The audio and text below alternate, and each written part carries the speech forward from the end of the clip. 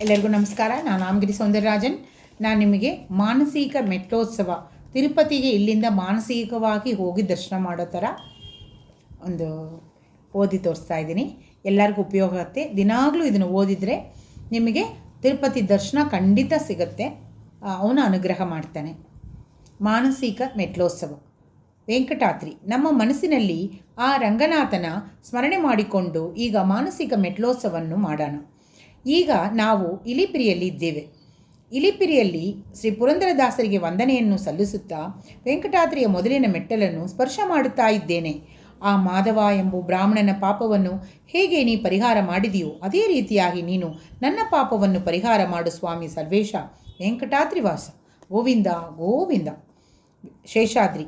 ವೆಂಕಟಾದ್ರಿಯ ದಾಟಿದೆ, ನನ್ನ ಪಾಪದಿಂದ ಮುಕ್ತನಾದೆ. ಹೀಗೆ ಶೇಷಾದ್ರಿಗೆ ಬಂದಿದ್ದೇನು ಸ್ವಾಮಿ ವೆಂಕಟೇಶ.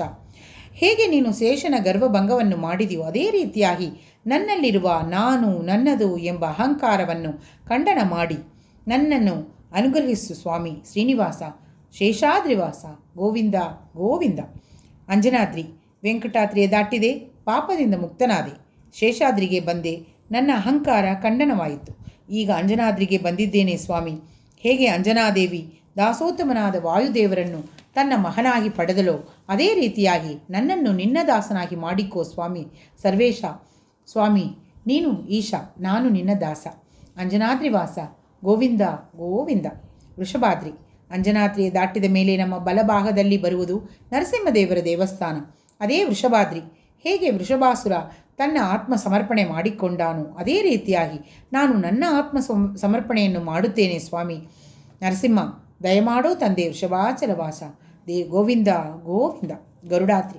ಗರುಡ ತನ್ನ ರೆಕ್ಕೆಗಳಿಂದ ಭಗವಂತನ ಹೇಗೆ ಸ್ತೋತ್ರ ಮಾಡುತ್ತಾನೋ, ತಮ್ಮನ್ನು ಹೇಗೆ ಹೊತ್ತುಕೊಂಡು ತಿರುಗಾಡುತ್ತಾನೋ ಅದೇ ರೀತಿಯಾಗಿ ನಿನ್ನನ್ನು ನನ್ನ ಮನಸ್ಸಿನಲ್ಲಿ ಹೊತ್ತುಕೊಂಡು ಸ್ವಾಮಿ ನನ್ನ 11 ಇಂದ್ರಿಯಗಳು ನಿನ್ನ ಪರವಾಗಲಿ ಸ್ವಾಮಿ.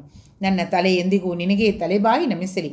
ನನ್ನ 2 ಕಣ್ಣುಗಳು ನಿಮ್ಮನ್ನೇ ದರ್ಶನ ಮಾಡಲಿ. ನನ್ನ 2 ಕಿವಿಗಳು ಎಂದಿಗೂ ನಿನ್ನ ಕಥಾಸ್ಮರಣೆಯನ್ನೇ ಮಾಡಲಿ. ನನ್ನ ನಾಲಿಗೆ ಎಂದಿಗೂ ನಿನ್ನ ನಿರ್ಮಾಲೆಯನ್ನೇ ಆಗ್ರಹಣ ಮಾಡಲಿ.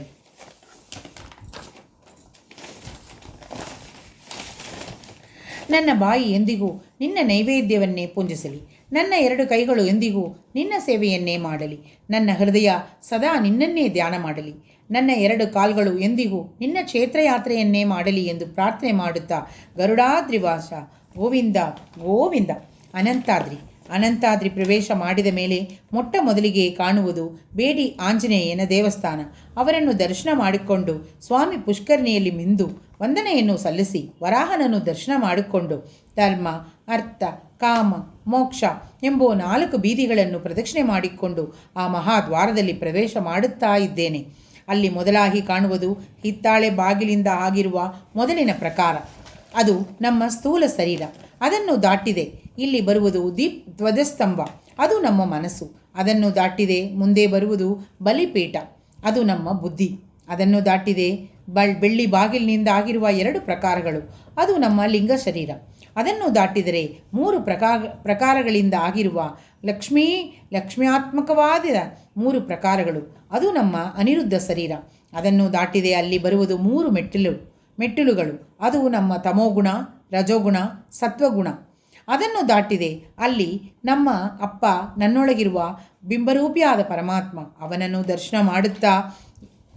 ನಾನು ದರ್ಶನ ಮಾಡುತ್ತಾ ಇದ್ದೇನೆ.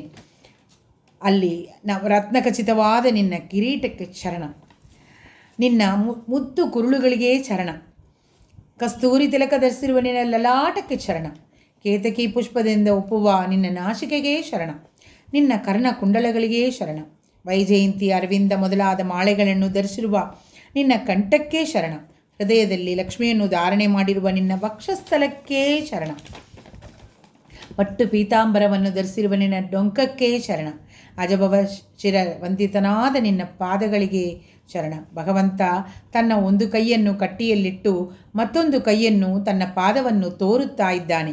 ಅದರ ದೃಷ್ಟಾಂತ ತನ್ನ ಪಾದವನ್ನು ಯಾರು ನಂಬಿರುತ್ತಾರೋ, ಯಾರು ಗಟ್ಟಿಯಾಗಿ ಹಿಡ್ಕೊಳ್ತಾರೋ ಅವರ ಸಂಸಾರ ಸಾಗರವನ್ನು ದಾಟಿಸುವೆ ಎಂದು ತೋರುತ್ತಾ ಇದ್ದಾನೆ.